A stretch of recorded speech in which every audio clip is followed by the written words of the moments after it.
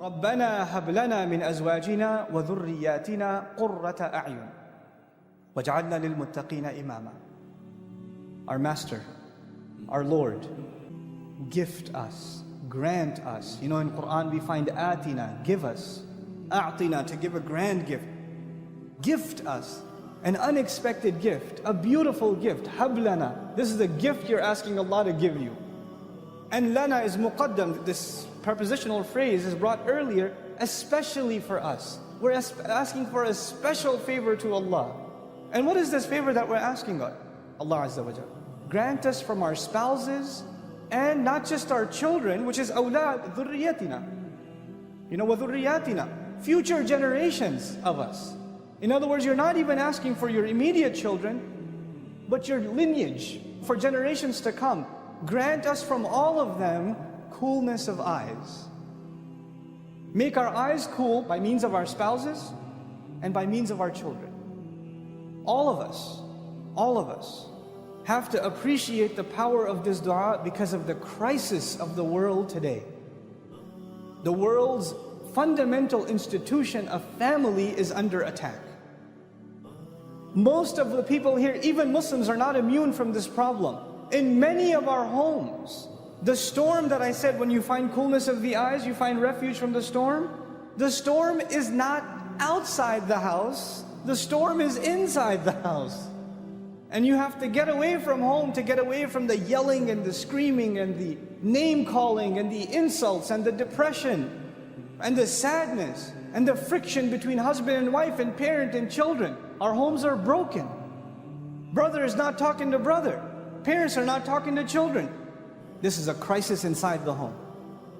And what better dua to ask? The exact opposite. You know, the family has become a place of sorrow, of depression, of sadness, of anger, of rage.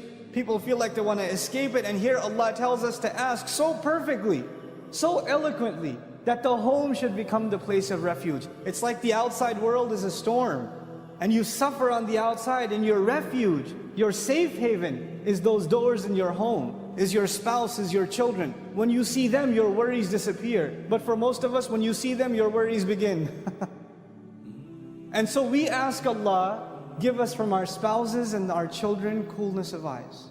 That's what we ask Allah. When somebody said, I want to get married, go further, not just get married. I want to get married to a spouse that will cool my eyes. That I'll be the coolness of their eyes and they'll be the coolness of mine. And Allah Azza wa Jal took the dua further. And then we understand why talk about future generations. وَجْعَلْنَا لِلْمُتَّقِينَ إِمَامًا. And make us leaders over those who are cautious, conscious, fearful, pious, righteous. Those who are fearful before Allah. And you know what that makes you realize? It makes you realize your relationships right now aren't just about you. You're setting a precedent in your family for generations to come. So when you are not acting as good husbands and good wives and good parents and good children, what are your future generations going to be doing? And who's going to be answerable for that negative trend that was started by you?